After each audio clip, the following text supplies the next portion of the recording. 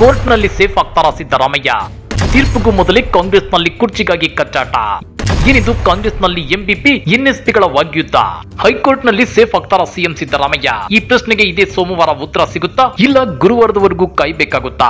ಮೂಡ ಪ್ರಕರಣದಲ್ಲಿ ಸಿದ್ದರಾಮಯ್ಯನವರ ಮೇಲೆ ಗುರುತರ ಆರೋಪವಿಲ್ಲ, ಹೀಗಾಗಿ ಸಿದ್ದರಾಮಯ್ಯ ಸೇಫ್ ಆಗ್ತಾರೆ ಅಂತಾನೆ ಕಾಂಗ್ರೆಸ್ ನಾಯಕರು ಭಾವಿಸಿದ್ದಾರೆ. ಒಂದೊಮ್ಮೆ ಸೇಫ್ ಆಗಿಲ್ಲ ಅಂದ್ರೂ ಸಿದ್ದರಾಮಯ್ಯನವರ ಮುಂದೆ ಪ್ಲಾನ್ ಬಿ ಇದೆ. ಹಾಗಾದ್ರೆ ಏನದು ಪ್ಲಾನ್ ಬಿ? ಕೋರ್ಟ್ ತೀರ್ಪಿಗೂ ಮೊದಲೇ ಕಾಂಗ್ರೆಸ್ನಲ್ಲಿ ಕುರ್ಚಿಗಾಗಿ ಕಚ್ಚಾಟ ನಡೆಯುತ್ತಿರುವುದೇಕೆ ಗೊತ್ತಾ? ಅದನ್ನ ಡೀಟೇಲ್ ಆಗಿ ತೋರಿಸ್ತೀವಿ. ಆದ್ರೆ ಅದಕ್ಕಿಂತ ಮೊದಲು ಹಲೋ ಕನ್ನಡ ಯೂಟ್ಯೂಬ್ ಚಾನಲ್ ಅನ್ನು ಸಬ್ಸ್ಕ್ರೈಬ್ ಮಾಡ್ಕೊಳ್ಳಿ, ಹಾಗೇನೇ ಪಕ್ಕದಲ್ಲಿರೋ ಬೆಲ್ ಬಟನ್ ಅನ್ನು ಪ್ರೆಸ್ ಮಾಡಿ. ಇದೇ ಸೋಮವಾರ ಹೈಕೋರ್ಟ್ ನಲ್ಲಿ ಸಿಎಂ ಸಿದ್ದರಾಮಯ್ಯ ಮೂಡ ಪ್ರಕರಣದಲ್ಲಿ ಪ್ರಾಸಿಕ್ಯೂಷನ್ ರದ್ದು ಕೋರಿ ಸಲ್ಲಿಸಿದ್ದ ರಿಟ್ ಅರ್ಜಿಯ ವಿಚಾರಣೆ ನಡೆಯಲಿದೆ. ಆದ್ರೆ ಸೋಮವಾರವೇ ತೀರ್ಪು ಪ್ರಕಟವಾಗೋದು ಅನುಮಾನ. ಸೆಪ್ಟೆಂಬರ್ 12ರಂದು ತೀರ್ಪು ಹೊರಬೀಳೋ ಸಾಧ್ಯತೆ ಇದೆ. ಇಲ್ಲಿ ಗಮನಿಸಬೇಕಾದ ಅಂಶ ಏನಂದ್ರೆ, ಹೈಕೋರ್ಟ್ ನಲ್ಲಿ ಒಂದೊಮ್ಮೆ ಸಿದ್ದರಾಮಯ್ಯನವರ ವಿರುದ್ಧ ತೀರ್ಪು ಬಂದ್ರೆ ಸಿದ್ದರಾಮಯ್ಯ ಮುಂದೆ ಪ್ಲಾನ್ ಬಿ ಇದೆ. ಆ ಪ್ಲಾನ್ ಬಿ ಬೇರೆ ಯಾವುದೂ ಅಲ್ಲ, ಸುಪ್ರೀಂ ಕೋರ್ಟ್ ನಲ್ಲಿ ಮೇಲ್ಮನವಿ ಅರ್ಜಿ ಸಲ್ಲಿಸೋದು. ಜೊತೆಗೆ ಈ ಹಿಂದೆ ಮೋದಿ ಸಿಎಂ ಆಗಿದ್ದಾಗ ಮೋದಿ ವಿರುದ್ಧವೂ ಗೋದ್ರಾ ಹತ್ಯಾಕಾಂಡದ ಆರೋಪ ಕೇಳಿ ಬಂದಿತ್ತು. ಆಗ ಮೋದಿ ಸಿಎಂ ಹುದ್ದೆಗೆ ರಾಜೀನಾಮೆ ಕೊಟ್ಟಿರಲಿಲ್ಲ. ಪ್ರಧಾನಿಯಾದಾಗಲೂ ಚುನಾವಣಾ ಬಾಂಡ್ ಅಕ್ರಮ, ಷೇರು ಹಗರಣ, ಪರೀಕ್ಷಾ ಅಕ್ರಮ ಸೇರಿದಂತೆ ಹಲವು ಆರೋಪಗಳು ಕೇಂದ್ರ ಸರ್ಕಾರದ ಮೇಲೆ ಕೇಳಿ ಬಂದಿವೆ. ಆದ್ರೂ ಮೋದಿ ಪ್ರಧಾನಿ ಹುದ್ದೆಗೆ ರಾಜೀನಾಮೆ ಕೊಟ್ಟಿಲ್ಲ. ಹೀಗಾಗಿ ಸಿದ್ದರಾಮಯ್ಯನವರ ಮೇಲೆ ಆರೋಪ ಕೇಳಿ ಬಂದ ಕೂಡಲೇ ಸಿದ್ದರಾಮಯ್ಯ ಸಿಎಂ ಹುದ್ದೆಗೆ ರಾಜೀನಾಮೆ ಕೊಡೋ ಪ್ರಶ್ನೆ ಬರಲ್ಲ. ಜೊತೆಗೆ ಕಾಂಗ್ರೆಸ್ ಹೈಕಮಾಂಡ್ ಕೂಡ ಸಿದ್ದರಾಮಯ್ಯನವರ ಬೆನ್ನಿಗೆ ಬಂಡೆಯಂತೆ ನಿಂತಿದೆ. ಸಿದ್ದರಾಮಯ್ಯನವರನ್ನ ಯಾವುದೇ ಕಾರಣಕ್ಕೂ ಸಿಎಂ ಹುದ್ದೆಯಿಂದ ಇಳಿಸೋ ಪ್ರಶ್ನೆಯೇ ಬರಲ್ಲ. ಇದೇ ಸೋಮವಾರ ಸಿದ್ದು ಪರ ವಕೀಲರಾದ ಅಭಿಷೇಕ್ ಮನು ಸಿಂಘ್ವಿ, ಕಪಿಲ್ ಸಿಬಲ್ ಭರ್ಜರಿ ವಾದ ಮಂಡಿಸುವ ಸಾಧ್ಯತೆ ಇದೆ. ಪರಿಸ್ಥಿತಿ ಹೀಗಿದ್ರೂ ರಾಜ್ಯ ಕಾಂಗ್ರೆಸ್ನಲ್ಲಿ ಸಿಎಂ ಹುದ್ದೆ ಮೇಲೆ ಹಲವು ಹಿರಿಯ ನಾಯಕರು ಕಣ್ಣಿಟ್ಟಿದ್ದಾರೆ. ಜೊತೆಗೆ ಸಿಎಂ ಕುರ್ಚಿ ವಿಚಾರದಲ್ಲಿ ಪರಸ್ಪರ ವಾಗ್ಯುದ್ಧಕ್ಕೆ ನಿಂತಿದ್ದಾರೆ. ಹಾಗಾದ್ರೆ ಏನದು ವಾಗ್ಯುದ್ಧ ಅಂದ್ರ? ಅದುವೇ ಶಿವಾನಂದ ಪಾಟೀಲ್ ಮತ್ತು ಎಂಬಿ ಪಾಟೀಲ್ ನಡುವಿನ ಮಾತಿನ ಚಕಮಕಿ. ಹೌದು ವೀಕ್ಷಕರೇ, ಎಲ್ಲ ಕಾಂಗ್ರೆಸ್ ಮುಖಂಡರು ಮತ್ತು ಸಚಿವರು ಸಿದ್ದರಾಮಯ್ಯನವರೇ ಸಿಎಂ ಹುದ್ದೆಯಲ್ಲಿ ಮುಂದುವರಿಯುತ್ತಾರೆ ಅಂತ ಹೇಳುತ್ತಿದ್ದಾರೆ. ಸಿಎಂ ಹುದ್ದೆಗೆ ಹಿರಿತನವೇ ಮುಖ್ಯವಾಗುವ ವಿಚಾರದಲ್ಲಿ ಹಿರಿಯ ನಾಯಕರಾದ ಎಂಬಿ ಪಾಟೀಲ್ ಮತ್ತು ಶಿವಾನಂದ ಪಾಟೀಲ್ ನಡುವೆ ಮಾತಿನ ಚಕಮಕಿ ನಡೆದಿದೆ.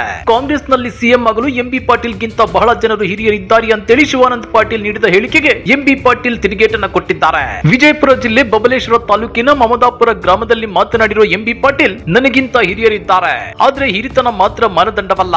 ಈಗ ಮುಖ್ಯಮಂತ್ರಿ ಬದಲಾವಣೆಯ ಪ್ರಶ್ನೆಯೇ ಇಲ್ಲ. ಸಿದ್ದರಾಮಯ್ಯ ಮುಖ್ಯಮಂತ್ರಿಯಾಗಿದ್ದಾರೆ ಮತ್ತು ಮುಂದೆಯೂ ಮುಂದುವರಿಯುತ್ತಾರೆ. ಆದ್ದರಿಂದ ಸಿಎಂ ಬದಲಾಯಿಸುವ ಮಾತು ಅಪ್ರಸ್ತುತ ಅಂತ ಹೇಳಿದ್ದಾರೆ. ಶಿವಾನಂದ ಪಾಟೀಲ್ ಹೇಳಿದಂತೆ ಒಂದು ವೇಳೆ ಹಿರಿತನ ಪರಿಗಣಿಸುವುದಾದರೆ ನಾನು ಕಾಯುತ್ತೇನೆ, ಅದನ್ನ ಒಪ್ಪಿಕೊಳ್ಳೋಣ. ಆದ್ರೆ ಇತ್ತೀಚೆಗೆ ಜನತಾದಳ ಬಿಜೆಪಿಯಿಂದ ಬಂದಿರುವ ಅವರು ಮುಖ್ಯಮಂತ್ರಿ ರೇಸ್ ನಲ್ಲಿರಲು ಸಾಧ್ಯವಿಲ್ಲ. ವಿಜಯಪುರ ಜಿಲ್ಲೆಯಿಂದ ಯಾರಾದ್ರೂ ಸಿಎಂ ಆಗ್ಬೇಕಾದ್ರೆ ನನ್ನನ್ನ ಹೊರತುಪಡಿಸಿ ಬೇರೆ ಯಾರು ಇಲ್ಲ. ಶಿವಾನಂದ ಪಾಟೀಲ್ ಹೇಳಿಕೆ ಅದು ಅವರ ವೈಯಕ್ತಿಕ ಅಭಿಪ್ರಾಯ ಅಂತ ತಳ್ಳಿ ಹಾಕಿದ್ದಾರೆ. ಎಐಸಿಸಿ ಅಧ್ಯಕ್ಷ ಮಲ್ಲಿಕಾರ್ಜುನ್ ಖರ್ಗೆ, ಸಿದ್ದರಾಮಯ್ಯ, ಆರ್.ವಿ. ದೇಶಪಾಂಡೆ ನನಗಿಂತ ಹಿರಿಯರಿದ್ದಾರೆ, ಸತೀಶ್ ಜಾರಕಿಹೊಳಿ ನನಗಿಂತ ಕಿರಿಯರು, ಪರಮೇಶ್ವರ್ ನಾವೆಲ್ಲ ಒಂದೇ ಹಂತದಲ್ಲಿದ್ದೇವೆ. ಸಿಎಂ ಮಾಡುವ ವೇಳೆ ಸೀನಿಯಾರಿಟಿ ಜೂನಿಯಾರಿಟಿ ಪ್ರಶ್ನೆ ಬರಲ್ಲ. ಈಗ ಸಿಎಂ ಕುರ್ಚಿ ಖಾಲಿ ಇಲ್ಲ ಅಂತ ಹೇಳಿದ್ದಾರೆ. ಇದಕ್ಕೂ ಮುನ್ನ ಮಾತನಾಡಿದ ಶಿವಾನಂದ ಪಾಟೀಲ್, ಎಂಬಿ ಪಾಟೀಲ್ ಗಿಂತ ಕಾಂಗ್ರೆಸ್ ನಲ್ಲಿ ಹಲವು ಹಿರಿಯರಿದ್ದಾರೆ, ಹಿರಿಯರು ಇರುವಾಗ ಕಾಯಬೇಕಲ್ಲವೇ ಅಂತ ಪ್ರಶ್ನಿಸಿದ್ರು. ಕೆಲಸ ಮಾಡಿ ಪಕ್ಷ ಕಟ್ಟಿಕೊಂಡು ಕಾಯುತ್ತಿರುವ ಹಿರಿಯರು ಸಿಎಂ ಆದ್ರೆ ಖುಷಿಯಾಗುತ್ತೆ ಅಂತ ಹೇಳಿದ್ದೆ ಹೊರತು ಬೇರೇನೂ ಅಲ್ಲ ಅಂತ ಹೇಳಿದ್ದಾರೆ. ಈ ನಡುವೆ ಮಾತನಾಡಿರುವ ಸತೀಶ್ ಜಾರಕಿಹೊಳಿ, ಸಿಎಂ ಬದಲಾವಣೆ ಈಗ ಅಪ್ರಸ್ತುತ, ಸಿದ್ದರಾಮಯ್ಯ ಮುಖ್ಯಮಂತ್ರಿಯಾಗಿ ಮುಂದುವರಿಯಲಿದ್ದಾರೆ, ನಾನು 2028ರವರೆಗೂ ಕಾಯುತ್ತೇನೆ ಅಂತ ಹೇಳಿದ್ದಾರೆ. ಈ ಮಧ್ಯೆ ಕಾಂಗ್ರೆಸ್ ವಿರುದ್ಧ ವಾಗ್ದಾಳಿ ನಡೆಸಿರುವ ಹಿರಿಯ ಬಿಜೆಪಿ ನಾಯಕ ಜಗದೀಶ್ ಶೆಟ್ಟರ್, ಮುಖ್ಯಮಂತ್ರಿಯಾಗಲು ಕಾಂಗ್ರೆಸ್ ಪಕ್ಷದೊಳಗೆ ಆಂತರಿಕ ಪೈಪೋಟಿ ನಡೆಯುತ್ತಿದೆ. ಮುಂದಿನ ದಿನಗಳಲ್ಲಿ ಇದು ಮತ್ತಷ್ಟು ತೀವ್ರಗೊಳ್ಳಲಿದೆ. ಈ ಕಾರಣದಿಂದ ಮುಂದಿನ ದಿನಗಳಲ್ಲಿ ಸರ್ಕಾರ ತೊಂದರೆಗೆ ಸಿಲುಕುವ ಸಾಧ್ಯತೆ ಇದೆ ಅಂತ ಹೇಳಿದ್ದಾರೆ. ಅದೇನೇ ಇರಲಿ, ಸಿದ್ದರಾಮಯ್ಯನವರು ಸಿಎಂ ಹುದ್ದೆಯಿಂದ ಕೆಳಗಿಳಿಯೋ ಪ್ರಶ್ನೆಯೇ ಬರಲ್ಲ. ಇಂಥ ಟೈಮಲ್ಲಿ ಕಾಂಗ್ರೆಸ್ನ ಹಿರಿಯ ನಾಯಕರು ಮುಂದಿನ ಸಿಎಂ ಹುದ್ದೆಗೆ ಹಿರಿತನ ಮುಖ್ಯ ಅಂತ ಹೇಳಿಕೆಗಳನ್ನ ಕೊಡ್ತಾ ಇರೋದು ನಿಜಕ್ಕೂ ವಿಪರ್ಯಾಸ. ಇದು ವಿಪಕ್ಷಗಳಿಗೆ ಕಾಂಗ್ರೆಸ್ ನಾಯಕರು ತಾವೇ ಚಾಟಿ ಕೊಟ್ಟು ಓಡಿಸಿಕೊಂಡಂತಿದೆ.